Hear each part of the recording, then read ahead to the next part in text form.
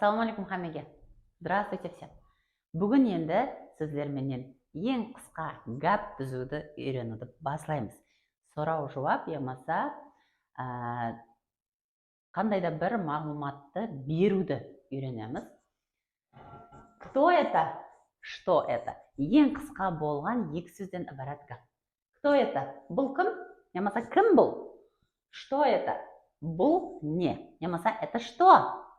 Бұл не бұл деп айтсақ болады қазақ тілінде. Қараңыз. Кто это? Кто деген жанлатықларға беретін сұрауымыз, дұрыс па? Соған жауап. Кім бұл? Кто это? Это деген сөзді істетесіз, алмасы қаралпақ тілінде де айтамыз біздер. Көбінесе көше тілінде айтпай кетуіміз мүмкін. Бұл кім десе, оқушы ғой, мұғалім, қоңсым, сондай деп біз айтып кетеміз. Беймәлел, рус тілінде де сөйтіп істетсеңіз болады. Бірақ грамматически дұрыс сөйлегіңіз келсе, обязательно гәпті толық айтуға үйренің. Яғни алмасықты қосып айтқан жақсы болады. Кто это? Это мой папа. Бұл менің папам. Кто это? Это учитель. Бұл мұғалім. Кто это? Это собака. Көріп тұрғаныңызда мен үш түрлі жауап жаздым. Яғни үш түрлі жағдайда жауап беруге болады. Кто деген сұрау кең мәнідегі сұрау. Сіздер кім деген сұрауға сол адамның сіздерге қатынасы кім?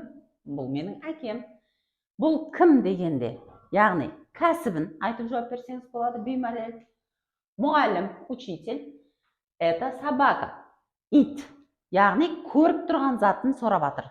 Бұл кім? Бұл ит деп жауап беріп жатыр. Соның үшін жағдайға қарап беймәлел кто это да сіздер үш жағдайда жауап берсеңіз болады. Енді және сабағымызды сәл ақырағында мен және жауаплар беремен, тек қана үш жағдай емес, және басқа жағдайларын көрсетіп өтемін. Енді жансыз атықларға что это? Бұл не? Это здание. Бұл имарат. Это шкаф. Бұл шкаф. Это огород. Бұл атыс. Енді жанлы атылықтар мен жансыз атылықтарда бір парқлы жері мен айтпаймын. Мына жерде адамның қатынасы, кәсібі, һәм көріп тұрған жанлы атылығы. Ал мына жерде болса, әтібар берген болсаңыз, барлығы да жансыз атылықлар. Бұл жерде тек көріп тұрған затын айтып тұрыпты. Енді екінші жансыз атылықтарға, яғни что это, ямаса это что деп сұрау берілетін жағдай, бұл не қылғаның, сонда бұл не зат деп біздер қарақалпақ тілінде эмоция қосып айтамыз ба? Сол жағдайда да істетіледі. Это что, например, бұл не? Бұл, мәселен, су төгіп алса, бала сөйтіп сұрау беруі мүмкін. Это что? Сен не қылып қойдың, ямаса бұл не енді? Дегенді де аңлатады.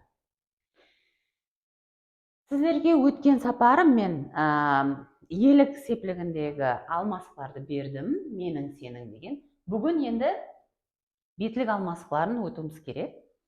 Я, мен, бұны һәмме білсе керек. Ты, сен, он, ол деп біздер үшінші бетке айтамыз, бірақ еркек адамларға. Һәм мужской родтағы һәмме жансыз атықларға сетеміз. Ана, ол деп әйел қызларға, яғни женский родтағы атықларға сетеміз. Соның менен бірге жансыз атықларға да сете аламыз. Женский родтағы. Ано, средний родтағы атылыққа ол дегенді білдіреді. Мәселен, бұл терек, ол жасыл деп айтатын болсаңыз, это дерево, дерево деген сөз средний родта, ано сетесіз. Ол жасыл деп айтатын болсаңыз, ано зеленое. Так, енді көплік сандағы бетлік алмасықларымыз. Мы, біздер, вы, сізлер, они, олар. Осы жерде де үшінші беттегі аниді сізлер жанлы атылықтарға һәм жансыз атылықтарға бірдей істете аласыз. Яғни, жансыз атылықтар көплік санда болса, олар деп істете аласыз. Мәселен, олар үлкен үйлер.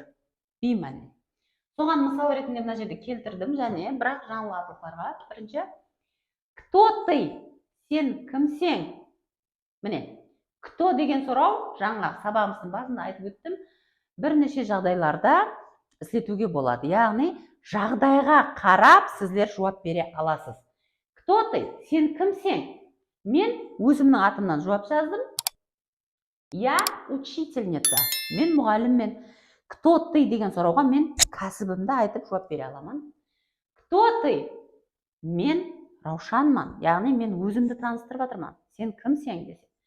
Кто ты? Я мама. Мен анаман.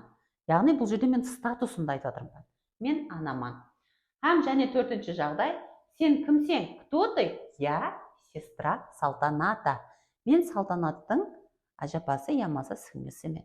Бұл жерде мен уже қасымдағы тұрған, ямаса общий танысымыз болған адамға қатынасымды білдіріп атырман.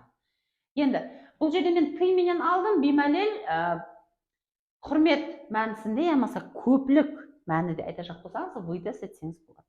Например, кто вы деп маған құрмет мәнінде айтса, мен я менен жауап бере беремін. Енді, сіздер кто вы деп бірнеше адамға істетсеңіз, онда жауабы я болмайды. Олар көплік сан атына жауап берген үшін мы деп жауап беруі мүмкін. Например, мы мальчики, біздер балалармыз. Мы ученики, біздер оқушылармыз. Біздер бітірушілерміз, мәселен. Біздер саудагерлерміз, беймәлел. Сондай жауап беруі мүмкін. Енді, осы жерде, мына үшінші беттегі алмасқылардың мен рөлін түсіндіріп кетейін. Себебі, я, ты, мы, выйды біздер көбінесе жанлы аталықтарға істетеміз, һәм хабарласқанда істетеміз. Қандай да бір мағлұмат беретін болсақ, біздер үшінші беттегі бірлік сандағы алмасқылар, үшінші беттегі көплік сандағы алмасықты бір уақыттың өзінде жанлы һәм жансыз аталықтарға істете аламыз. Например, онда аламыз. Это шкаф, бұл шкаф. Ол, например, ағаштан істелген. Шкаф, мужской родтағы аталық, бұны білеміз, себебі F дауыссыз әріпке біткен аталық. Ол ағаштан істелген. Он істетеміз. Не үшін он істетеміз? Себебі біздер шкаф деген сөзді алмасықпенен алмастырып тұрмыз. Шкаф, мужской родтағы аталық, соның үшін үшінші бетте қайта-қайта шкаф деп істете бермеу үшін он деп алсақ болады. Так, женский родқа это школа. Школа, женский родтағы аталық. Так, ол үлкен дей жақпыз. Біздер мектеп сөзін ол менен алмастырсақ, рус тілінде ана менен алмастыруымыз керек. Себебі женский родтағы аталықтарға ана істетеміз. Она большая. Так, средний родтағы жансыз аталыққа негізінде, осы жерде бір мағлұмат айтып кетейін, диққатпенен тыңлаң. Средний родта жанлы аталықлар болмайды. Яғни руслар есаплайды, средний родқа тек жансыз аталықтар кіру керек деп. Так, оно. Это окно. Это окно. Бұл айна. Ол таза. Оно чистое. Қараң, окно средний родта болған үшін біздер средний родтағы алмасықпенен алмастырып атырмыз. Енді бұлар жансыз аталықтарға да істете аламыз дедім. Жанлы аталықтарға пример келтіретін болсақ, например, это мальчик, бұл кішкене бала. Ол, мәселен, менің қоңсым. Мына жерде мой болатығының білесіз, өткен сабақларда өттік. Сосед мужской родтағы аталық. Бірақ біздер онды міне мальчикті алмастырып тұрмыз. Мальчик мужской родтағы жанлы аталық. Мужской родтағы жанлы аталық. Мына жерге де беймәлел школаға келтіре аламыз. Это, например, соседка. Соседка деген қоңсы әйел. Ол жақсы. Она хорошая. Міне, жанлы атлы ана менен алмастырып жатырмыз. Беймәлел. Енді, средний родта жанлы атлықлар бар ма, жоқ па? Мені күзетуде давам етің, һәм бұл сұрауға кейінгі сабақларымызда жауапты аласыз. Егер тапсырманы өз уақытында орынлаң, һәм мағлұматларымыз сіздерге пайдалы болып отырған болса, подписка басамыз, лайк басамыз, һәм достарымызға жібереміз. До свидания.